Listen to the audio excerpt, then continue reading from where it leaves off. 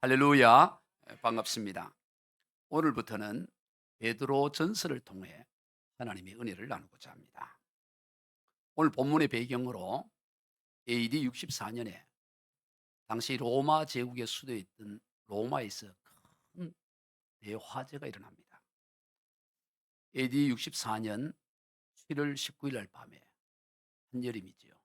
그 밤에 큰 화재가 일어나는데 로마 대경기장 관중석 상가에 기름 창고에서부터 시작된 이 불이 마침 강풍과 더불어 로마 시내로 퍼져나가기 시작했습니다.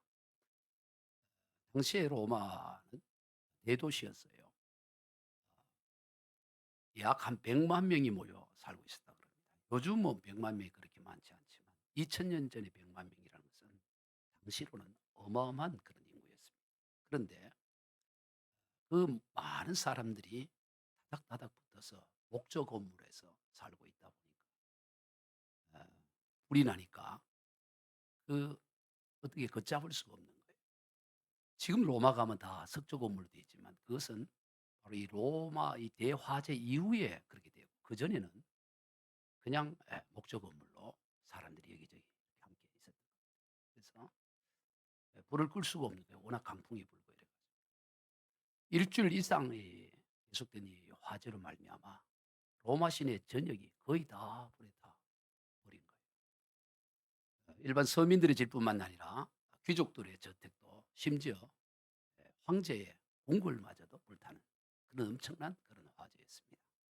그러다 보니까 민심이 흉흉하기 시작한 거죠. 심지어 이 불을 낸 사람이 바로 로마 황제 네로가 불을 냈다. 그런 유언비어가 나돌기 시작했습니다.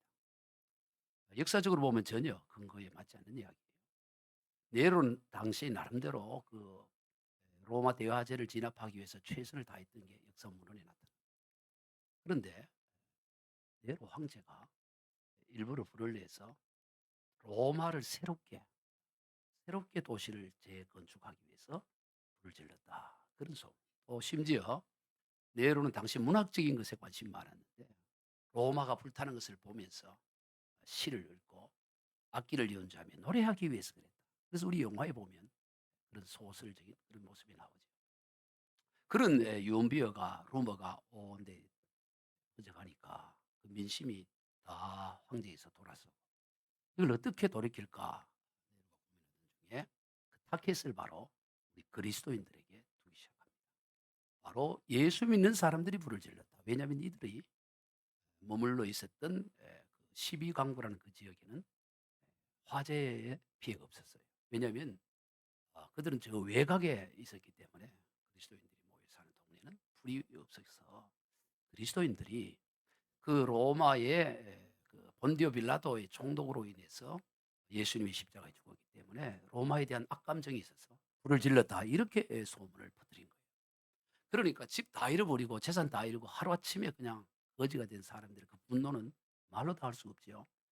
그거를 그리스도인들에게 돌리니까 그 그리스도인들에 대한 박해가 비로소 강하게 일어나는데 그전까지만 해도 그렇게 이 기독교 박해가 없었어요. 이 네로 황제를 기점으로 해서 본격적으로 한 200년 이상 박해가 됩니다.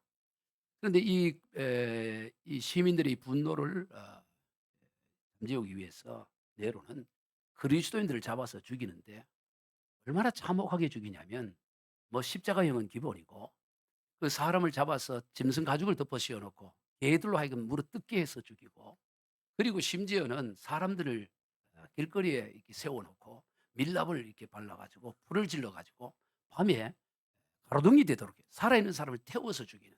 그걸 보는 로마 시민들은 아주 환호를 하는 거죠. 자기 재산 다 잃어버리고 저놈들 때문에 우리 다 이러니까 그래서 이 박해가 일어나는 거예요.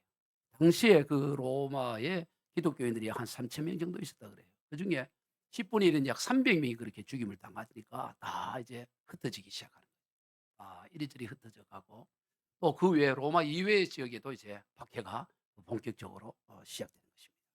바로 그 상황에서 지금 이 베드로 이 사도도 그때 죽임을 당합니다. 다 사도들도 죽임을 당하는 거예요. 그런데 그때 베드로가 쓴 편지예요. 그 흩어져 있는 우리 그리스도인들을 위해서 위로와 소망을 주기 위해서 쓴 서신서가 베드로전서, 우리가 살펴볼 내용인데, 먼저 오늘 1절 2절을 우리 같이 한번 읽어봅니다. 시작. 예수 그리스도의 사도 베드로는 본도, 갈라디아, 갑바도기아, 아시아와 비누기아에 흩어진 나그네 곧 하나님 아버지의 미리 하심을 따라 성령이 거룩하게 하심으로 순종함과 예수 그리스도의 핏부림을 얻기 위하여 택하심을 받은 자들에게 편지하노니 은혜와 평강이 너희에게 더욱 많을지어다. 사도 베드로는 편지의 수신자인 그리스도인들을 향해서 흩어진 나그네, 지금 흩어져 있는 나그네다, 그렇게 말하고 있어요. 여러분, 성경은 우리 그리스도인들의 정체성을 언급할 때 종종 나그네라는 표현을 씁니다. 창세기 47장에서 애국왕 바로가 요셉의 아버지 야곱에게 너의 나이가 얼마냐 이렇게 물을 때 그가 답한 내용이에요. 창세기 47장 8절 이하입니다. 바로가 야곱에게 묻되 내 나이가 얼마냐? 야곱이 바로에게 아뢰되 내 나그네 길의 세월이 130년이다. 내 나이가 얼마 못 되니 우리 조상의 나그네 길의 연주에 미치지 못하나 험악한 세월을 보내었나이다 하고, 여기도 보면 내 나그네 세월이라고 보고, 그리고 우리 조상의 나그네 길의 연조다 이런 표현을 써요. 인생의 길을 나그네 길로 성경은 기록합니다. 또 역대상 29장에서 다윗 왕이 성전 건축을 위한 재료를 다 준비해 놓고 하나님 앞에 기도할 때 이런 기도를 합니다. 역대상 29장 14절 이하입니다. 나와 내 백성이 무엇이기에 이처럼 즐거운 마음으로 들을 힘이 있었나이까? 모든 것이 주께로 말미암아 싸우니 우리가 주의 손에서 받은 것으로 주께 드렸을 뿐이다. 우리는 우리 조상들과 같이 주님 앞에서 이방 나그네와 거류민들이라 세상에 있는 날이 그림자 같아서 희망이 없나이다. 다윗이 얼마나 위대한 왕이에요. 더군다나 하나님의 성전을 위한 재료를 산더미처럼 만들어 놓고 그가 고백하기를 우리는 우리 조상들과 같이 주님 앞에서 이방 나그네와 거류민들이라고 말하는 거예요. 이방 나그네들이고 거류민들이고 세상에 있는 날이 그림자 같아서 희망이 없다. 세상에 있는 날이 그림자 같다는 거예요. 이처럼 우리 그리스도인은 이 땅에서 나그네의 인생을 사는 사람들.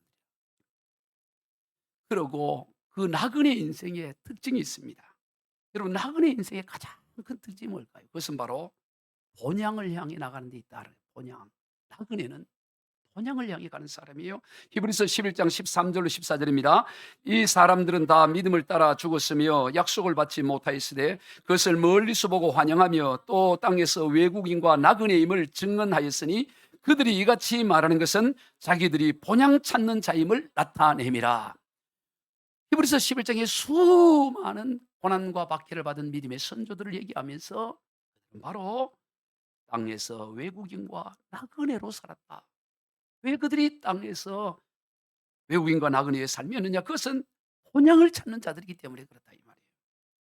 여러분, 나그네는 끊임없이 본향을 향해 나가는 사람이에요. 머물지 않고 떠난다고 해서 다 나그네가 아니에요. 머물지 않고 어디 한 곳에 정착되지 않고 여기저기 다닌다고 하더라도 본향을 향해 가지 않으면 그 나그네가 아니고 그저 불황자에 지나죠. 불황. 나그네는 나아갈 분명한 방이 어디로 가는지 방향이 있는 거예요. 목적지가 있는 거예요. 우리 그리스도인들은 불황자가 아니라 나그네인 줄로 믿습니다. 분명한 방향과 목적을 향해 가는 나그네 인생인 것입니다. 목적지가 있어요. 1965년에 발표된, 그래서 크게 히트를 친 최희준 씨가 부른 하수생이라는 노래가 있어요. 아마 50대 이상 분들은 다 알 거예요. 인생은 나그네 길 어디서 왔다가 어디로 가는가.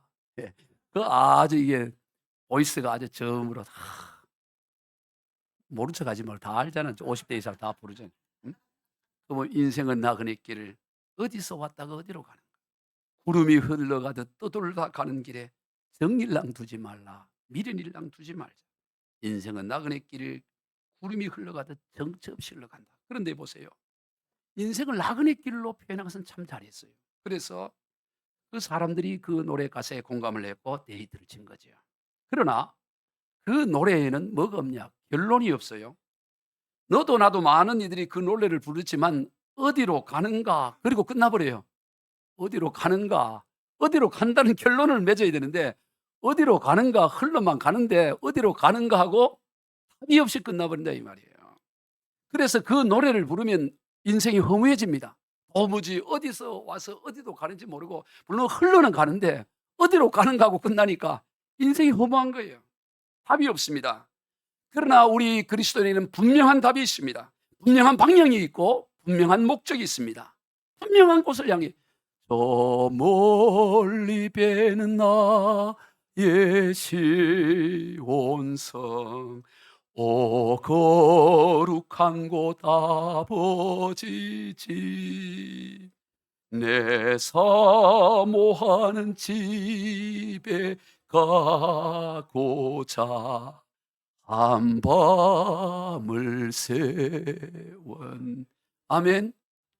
제대로 부를까요? 예, 반주해서 한번 제대로 불러봅시다. 반주 준비해 왔어요. 이렇게 해서 한 번을 제대로 불러.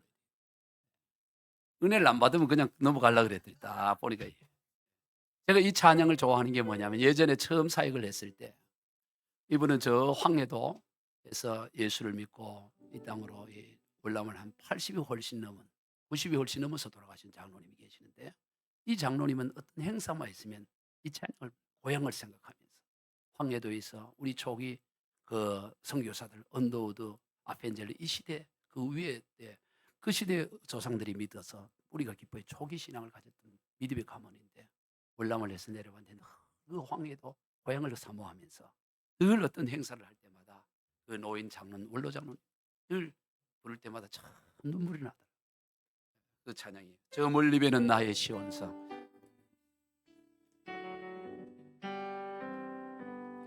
저 멀리 배는 나의 시온성 오 거룩한 곳 아버지 집 내 사모하는 집에 가고자 한밤을 새웠네 저 망망한 바다 위에 이 몸이 상할지라도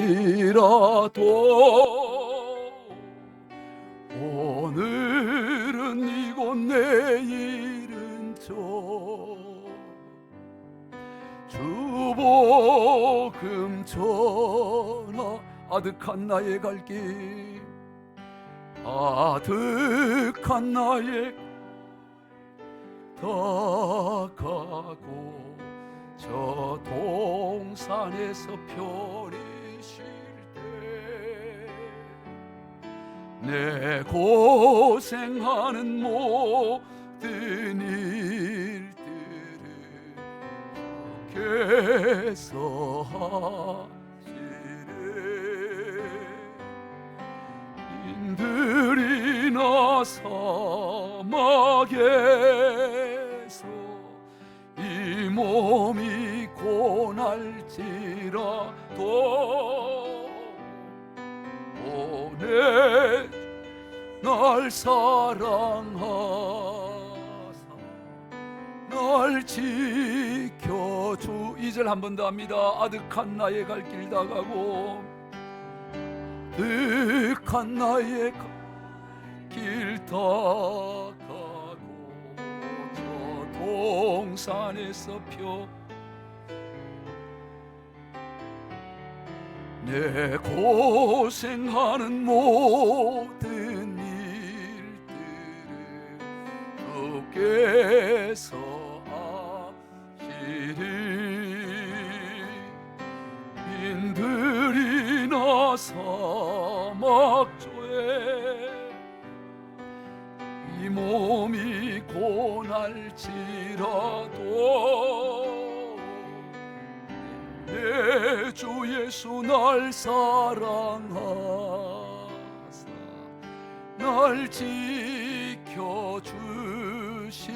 지켜주시리 아멘. 오늘 우리는 사모하는 집을 향해 오늘 또 아득한 길을 가고 있는 줄로 믿습니다. 빈들이나 사막에 비록 우리 길이 걸어간다 할지라도 그냥 정처 없이 어디로 가는지 모르고 가는 길이 아니라 분명한 목적, 우리 아버지 집을 향해 가기에 우리는 능력할 수 있는, 우리 새 찬송가 491장에도 보면 저 높은 곳을 향하여 날마다 나갑니다. 우리는 저 높은 곳을 향해서 날마다 가고 있어요. 괴로움과 죄가 있는 곳, 나 비록 여기 살아도 빛나고 높은 저곳을 날마다 바라봅니다. 아멘. 비록 우리의 인생이 괴로움과 죄가 있다 할지라도, 어려움과 고난이 우리 앞에 놓여 있다 할지라도 우리는 빛나고 높은 저곳을 날마다 바라보며 사는 거예요.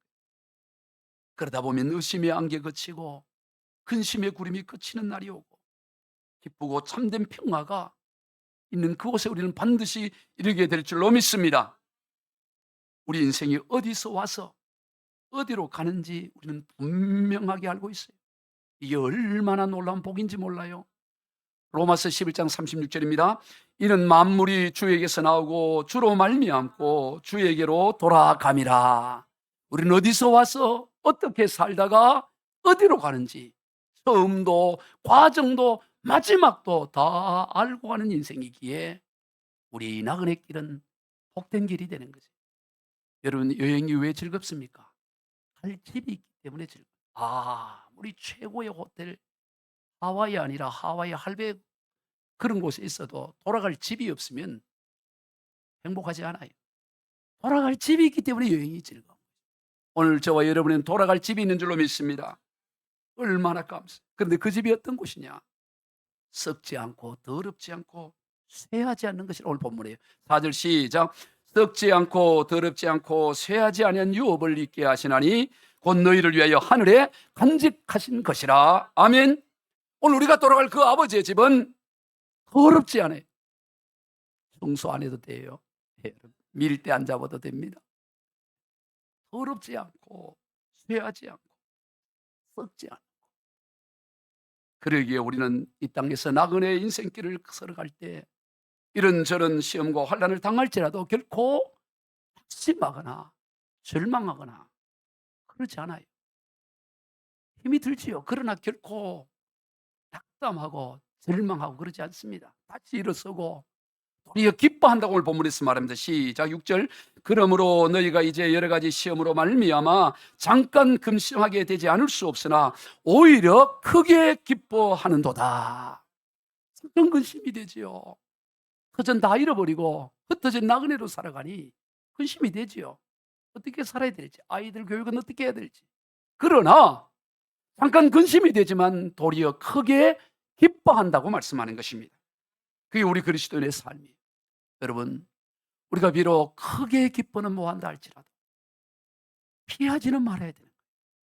그리스도를 믿는 신앙 때문에 어려움이 닥쳐오는 것을 기뻐할 정도의 믿으면 안 된다 할지라도 그것을 회피하거나 피하지 않는, 기꺼이 받아들이는 신앙 자세를 갖춰야 될 줄로 믿습니다. 전라남도 영광군 염산면에 가면 염산교회라고 있습니다. 전에도 한번 말씀을 드렸습니다만 이 교회는 1939년에 일제시대에 세워진 교회로서 당시에 학교를 세워 문명 퇴치운동을 비롯해서 열심히 교회가 붕괴가던 그런 교회였습니다. 그런데 1950년 6.25 동란이 일어나고 결국 공산당에 의해서 그 지역이 점령이 되죠. 그런데 우리가 잘 알듯이 인천 상륙작전을 통해서 결국에는 서울을 수복하게 되고 국군이 다시 또 이 영광군 염산면으로 진격을 하게 들어오게 되었습니다.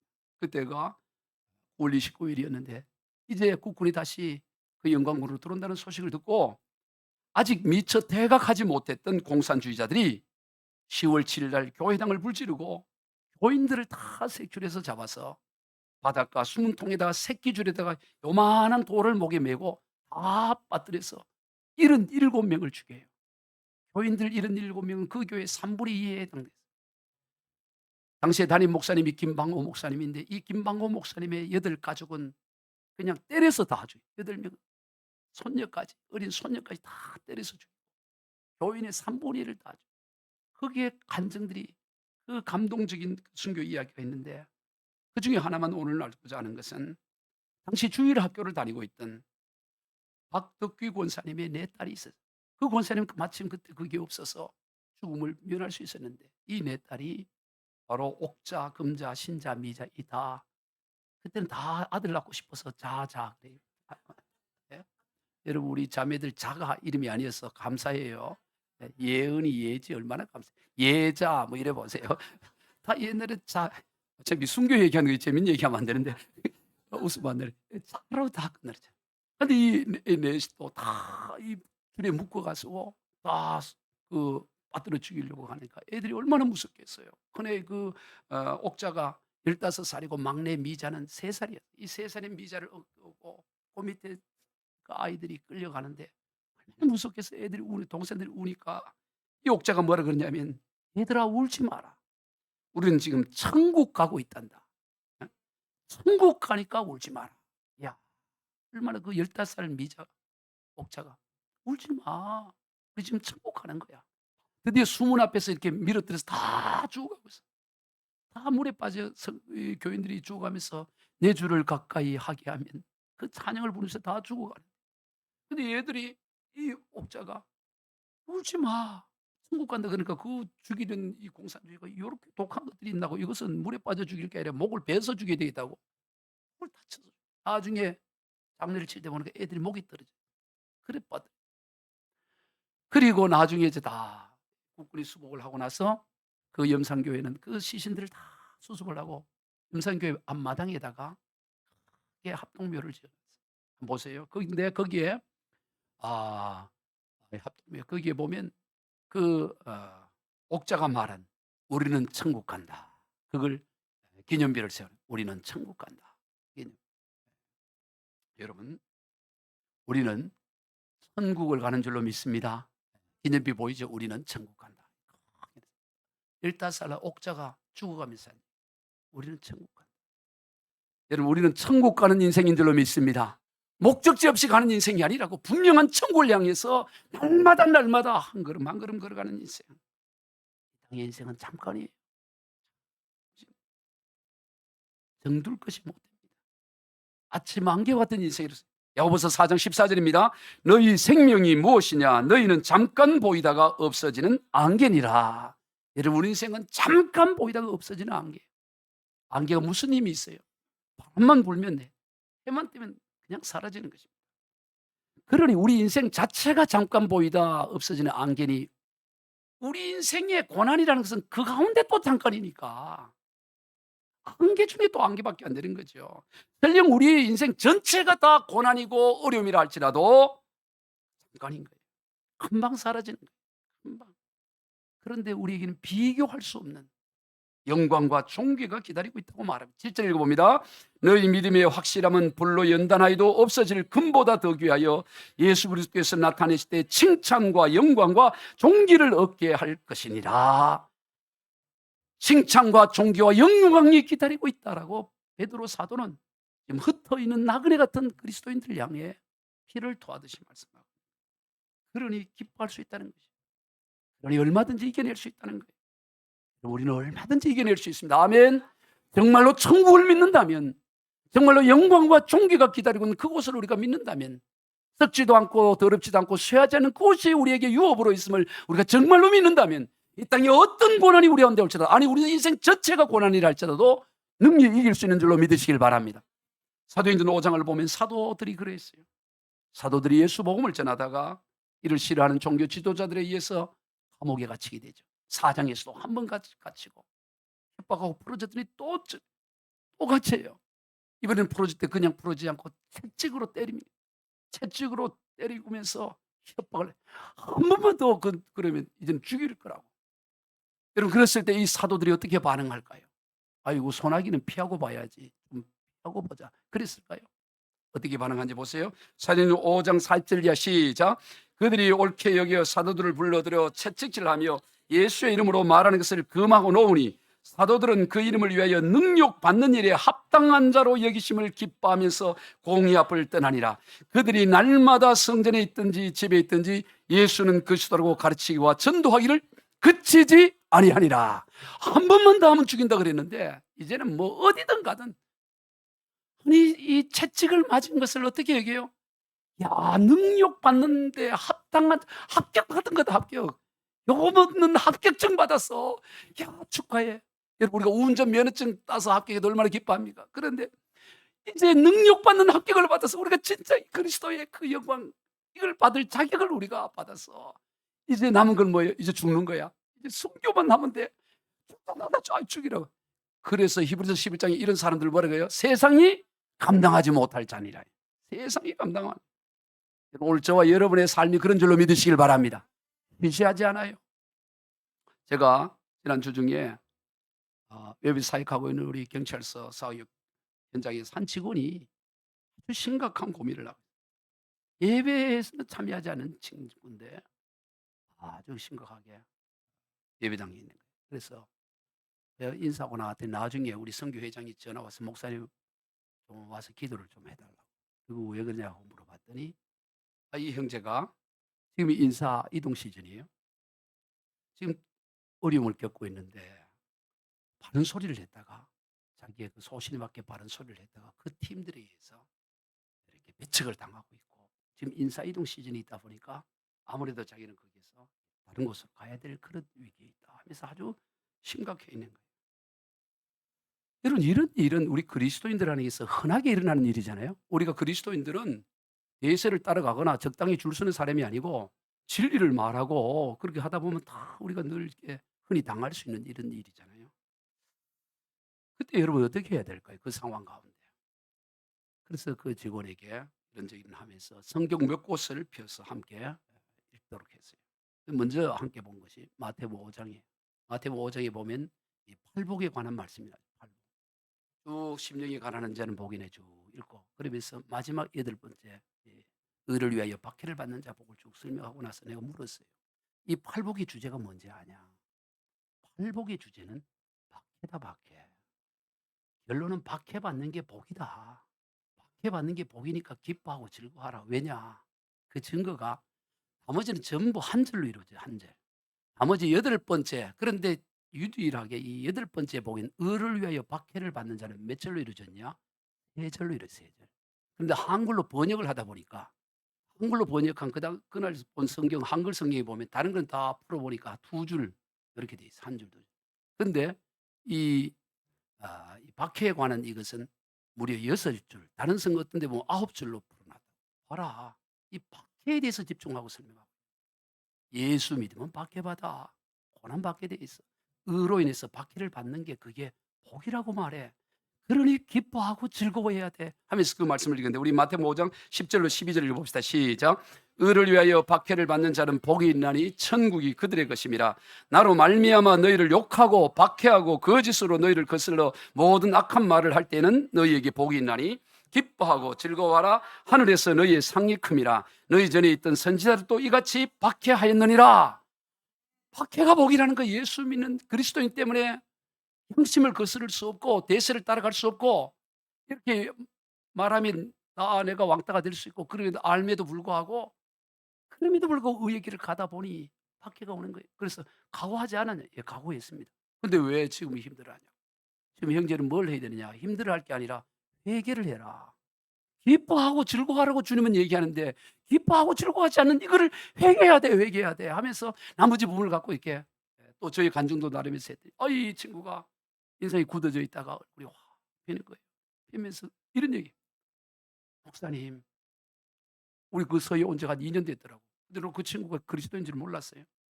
제가 이번에 여기 남아있게 되면 다음 주부터 예배 참여하겠습니다. 이러더라. 다음 주 가봐야 돼. 이번 주 수요일 올지 않은.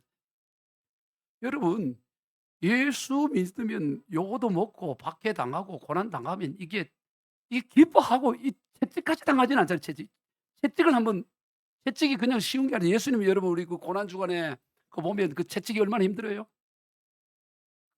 이따 그 심심하면 둘이 짝을 지어갖고 한번 때려보세요. 이게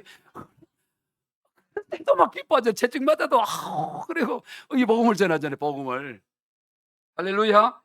여러분 우리가 이 땅에서 어떤 고난 어떤 환난도 우리가 믿음으로 돌파할 수 있고 잠깐 가는 거예요. 길지 않아요. 고린도후서 4장 17 시작. 우리가 잠시 받는 환난에 경한 것이 지극히 크고 영원한 영광에 중한 것을 우리에게 이루게 함이니. 여러분 우리가 당하는 이 땅의 어떤 어려움도 잠시예요. 잠시 받는 고난이야. 잠시. 길기는 뭐기를 우리 영원한 시간에 비하면 잠깐이야 잠깐. 잠시 봤는데 더 문제는 뭐냐? 경한 거라 가벼운. 예? 우리가 잠시 받는 환난이, 여러분 우리가 받는 모든 환난은 잠시 받는 거고 그 무게는 어떤 거라고? 경한 거예요. 가벼운 거예요, 가벼운 거. 왜 나는 무겁지 않아요. 우리가 정말로 그 하늘의 영광을 바라보면, 하나님의 그 영광, 지극히 크고 영원한 영광을 바라보면 잠시 받는 거고 가벼운 거는 가벼운 거. 심지어 이 다 잃어버리고 죽임 당하고 순교 당하고 짐승에 물어뜯겨 죽고 그냥 불태워 죽고 그래도 가벼운 거라고 말해요. 가벼운 거. 왜? 하느님의 영광이 너무 귀하기 때문에. 그런데 오늘 우리의 삶이 어떻습니까?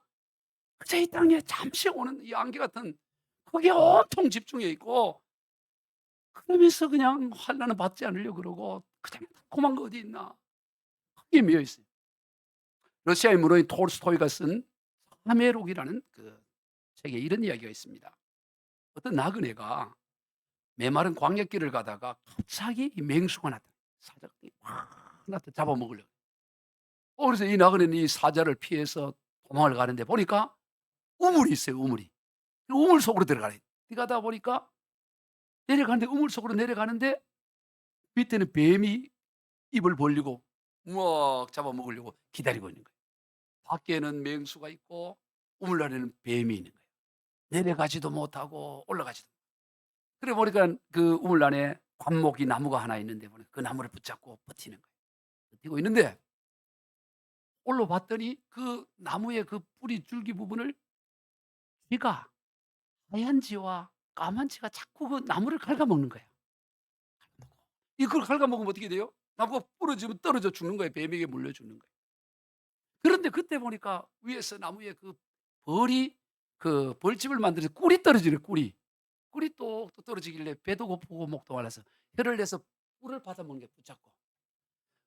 꿀을 받아 먹다 보니까 지금 이 쥐가 이게 갉아먹는 것도 생각도 못 하고 밑에 뱀이 있는 것도 생각 못 하고 다 잊어버리고 그냥 그 꿀만 따먹는데 그 시간을 보내고 있는 거예요. 우아해, 우아해. 그래, 이게 뭐를 의미하느냐? 여기서 보면 이 하얀 쥐는 낮을 말하고 까만 쥐는 밤을 말하는 거예요. 밤과 낮이 왔다 갔다 하면서 우리 인생의 날이 끝나가는 거예요. 그러다 뚝 떨어진다고, 뚝 떨어져. 떨어지면 그냥 망하는 거예요. 그걸 톨스토이의 사매록에서 그걸 기록하고 있는 것입니다. 여러분, 오늘 우리의 인생이 마치 이 달콤한 꿀맛에 빠져 세상 맛에 빠져 영원한 심판과 우리가 어디로 가는지 잊어버리고 살아가고 있지는 않느냐. 우리가 이것을 돌아봐야 되는 거예요. 그러면 이 땅에 하늘 나그네서 살아간 우리의 삶이 어떠해야 될까요? 그것은 바로 믿음으로 살아가야 된다라고 오늘 본문에서 말해요. 우리 지난주에도 의인은 믿음으로 말미암아 살리라고 그 하박국서의 말씀을 우리가 나누었듯이 오늘 본문에도 역시 믿음을 말합니다. 7절부터 9절을 같이 읽어봅니다. 시작. 너희 믿음의 확실함은 불로 연단하여도 없어질 금보다 더 귀하여 예수 그리스도께서 나타나실 때 칭찬과 영광과 존귀를 얻게 하려 할 것이라. 예수를 너희가 보지 못하였으나 사랑하는도다. 이제도 보지 못하나 믿고 말할 수 없는 영광스러운 즐거움으로 기뻐하나니 믿음의 결국은 곧 영혼의 구원을 받음이라. 모두 믿음을 말합니다. 이제 어떻게 살 거냐? 이 나그네 인생길, 저 하늘 영광을 향해 가는 인생의 이 길은 오직 믿음으로 사는 것이다. 우리 그리스도는 여러분 눈에 보이는 것, 귀에 들리는 것, 손에 잡히는 것, 그걸로 사는 게 아니에요. 우리 그리스도인의 삶은 오직 믿음으로 사는, 믿음으로. 이 믿음이 얼마나 귀하냐면 오늘 본문에서 금보다도 귀하다. 금보다도 귀해. 여러분, 저와 여러분이 가지고 있는 믿음은 금보다도 귀한 줄로 믿으시길 바랍니다. 요즘 금값이 얼마나 비싸요? 금값 한 돈이 얼마인지 하여튼 비싸요. 40만 원. 근데 오늘 우리는 금보다 귀한 믿음이 있다는 거예요. 여러분, 왜 금이 귀할까요? 금은 잘 변하지 않기 때문에 금이 귀한 거예요. 금은 변하지 않아요. 금을 채취하는 과정을 보면 이 금광석, 금이 포함되어 있는 그 금광석 돌을 온도 약 5,000도로 높여갖고 다 그냥 녹이는 거예요. 그런데도 불구하고 금은 그대로 존재하는 거예요. 그래서 그 금을 취하잖아요. 금은 화재가 나고 불이 나도 몇 천도가 돼도 사라지지 않아요. 변하지 않아요. 그런데 오늘 저와 여러분의 믿음은 금보다 더 귀하다. 즉 몇 천도가 아니라 수만 도가 돼도 이 믿음을 어떻게 할 수가 없다라는 거예요. 수만 도의 어려움과 고난이 우리에게 오더라도 우리의 믿음은 금보다 귀하기 때문에 어떤 것도 이것을 녹여서 살아버리게 할 수가 없다는 것입니다. 그럼 왜 우리의 믿음이 이 금보다도 귀할까요? 왜 귀하냐? 그것은 바로 오늘 본문 5절에서 나옵니다. 시작. 너희는 말세에 나타내기로 예비하신 구원을 얻기 위하여 믿음으로 말미암아 하나님의 능력으로 보호하심을 받았느니라. 여러분, 믿음이 왜 귀하냐? 이 믿음이 우리가 볼 때는 너무나 별 것도 없고, 아이고, 내 안에 있는 믿음 별 것도 아닌 것 같고, 이렇다 저렇다 하는데 뭐 믿음이 귀해? 이래서 뭐 금이는 은이나 뭐 아니 쇠보다도 모한 것 같아요, 자기를 보면. 그런데 하나님은 아니야, 너 안에 있는 믿음은 금보다 귀해. 왜 귀하냐? 그 이유에 대해서 하나님의 능력으로 보호하심을 받는, 우리의 그 믿음, 보잘것없는 믿음 같은데 거기에 하나님 뭐를 씌워주시느냐? 하나님의 능력을 우리의 믿음에 덮어주신다라는 거예요. 그래서 우리의 믿음이 귀하다, 그렇게 말하는 것입니다. 여러분, 오늘 저와 여러분의 믿음을 과소평가하지 말아요. 그냥 있는 믿음 같으면 별거 아닌 것 같아요. 그런데 하나님 그 믿음에다가 뭐를 덮어주느냐?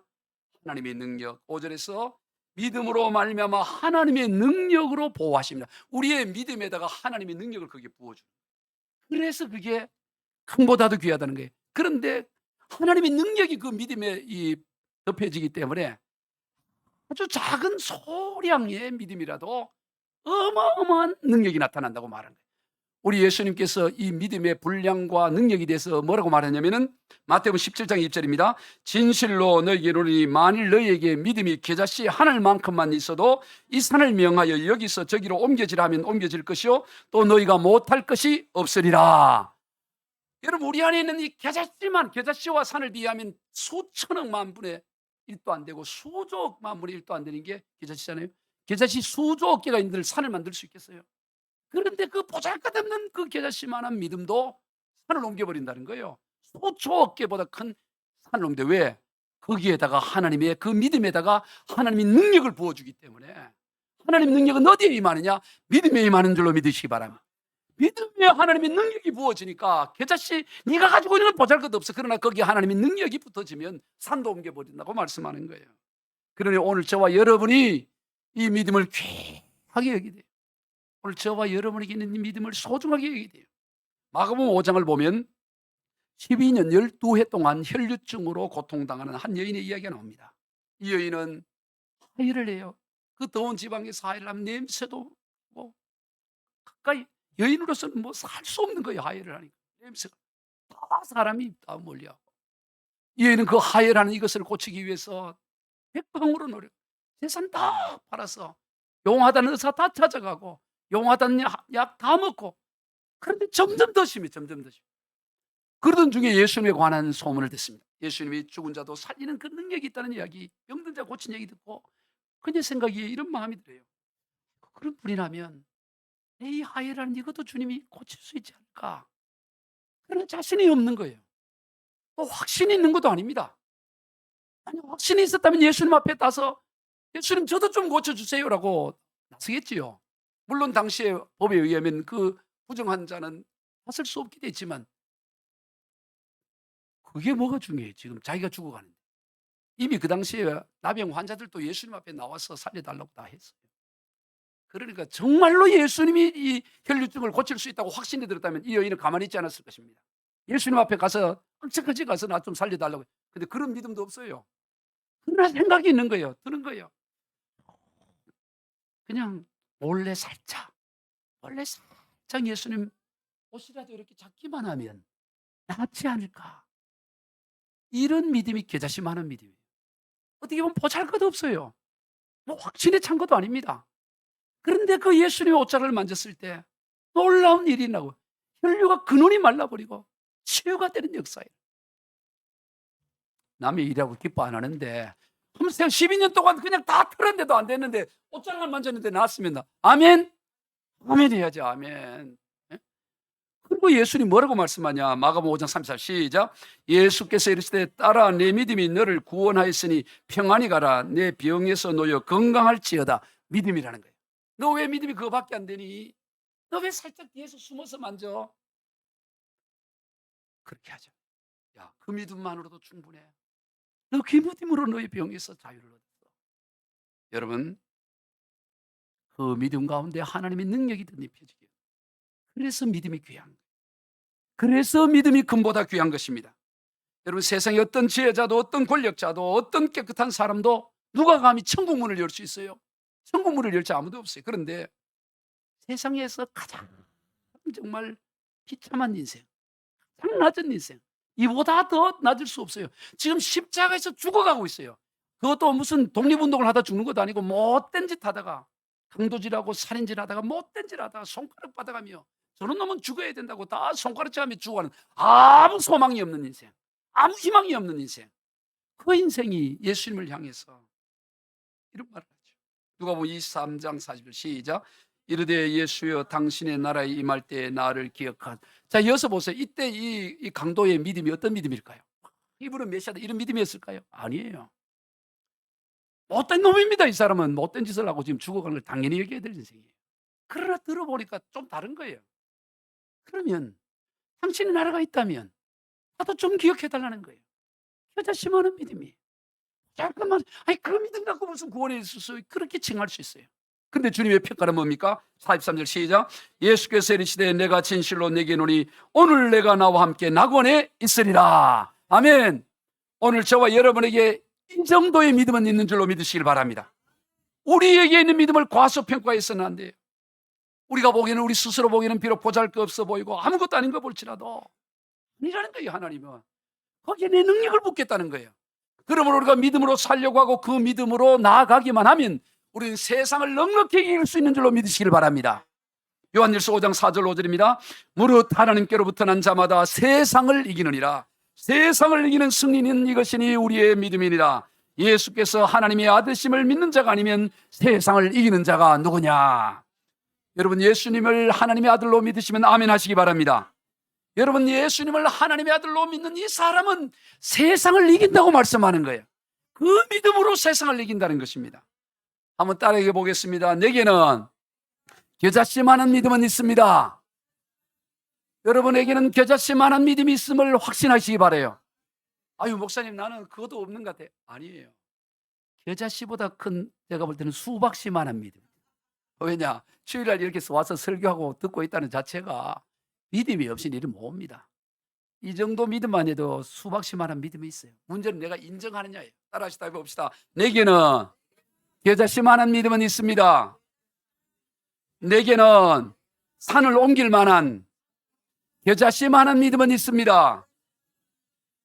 내게 있는 믿음으로 나는 세상을 능히 이깁니다. 아멘. 세상 이길 수 있어요. 겁내지 말아요. 세상 다 덤벼요. 한 번에 덤벼. 시간 없어. 다 덤벼. 믿음으로 나는 다 돌파하고 이길 수 있어요. 세상을 이긴다고 말해요. 아무것도 문제되지 않아요. 뭐가 문제됩니까? 믿음의 견고한 자를 누가 어떻게 할 수 있어요? 하나님이 우리를 위하시면 누가 우리를 대적하리요? 넉넉히 이기느리라고 로마서 8장은 말씀하는 것입니다. 말씀을 정리합니다. 우리 그리스도는 이 땅에서 하늘 나그네로 살아가는 하늘 나그네들입니다. 그러기에 언제나 본향을 향해 끊임없이 나가는 인생들입니다. 우리에게는 나아갈 분명한 방향이 있고 분명한 목적이 있습니다. 그러기에 비록 이 땅에서 이런저런 시험과 환난과 어려움을 당할지라도 결코 낙심하거나 절망하지 않습니다. 잠깐 하는 근심과 비교할 수 없는 영원한 칭찬과 영광과 존귀가 기다리고 있기에 우리는 도리어 기뻐하고 크게 기뻐할 수 있는 것입니다. 이 땅에서 하늘 나그네로 살아간 우리 그리스도인들은 눈에 보고 귀에 들리는 것으로 사는 것이 아니라 오직 믿음으로, 금보다 귀한 오직 믿음으로 살아가는 것입니다. 우리 모두 이 믿음으로 나아가 믿음의 결국인 영혼 구원에 이르는, 그래서 승리의 삶을 살아가는 저와 여러분 되기를 주 예수 그리스도 이름으로 축복합니다. 기도하겠습니다. 하나님 아버지 감사합니다. 오늘 우리가 이 땅에서 하늘 나그네로 살아가는 인생으로서 이런저런 어려움과 환난으로 잠시 근심할 수밖에 없는 때도 있지만 우리가 다시 정신을 차리고 우리는 저 본향, 저 썩지 않고 더럽지 않고 영광과 존귀가 있는 그 땅을 향해 가는, 천국을 향해 가는 나그네임을 기억하기에 우리가 이 땅에 절대로 하나님이여 순응하지 않고 오직 하나님 말씀에 순종하며 세상 따라가지 않고 믿음으로 돌파하여 승리하는 인생 되게 하여 주시옵소서. 그렇게 결단하는 심령 머리마다 하나님의 영 성령이 기름 부어 주시옵시고 주의 영으로 충만케 하여 주시옵소서. 예수님의 이름으로 축복하며 기도하옵나이다. 아멘.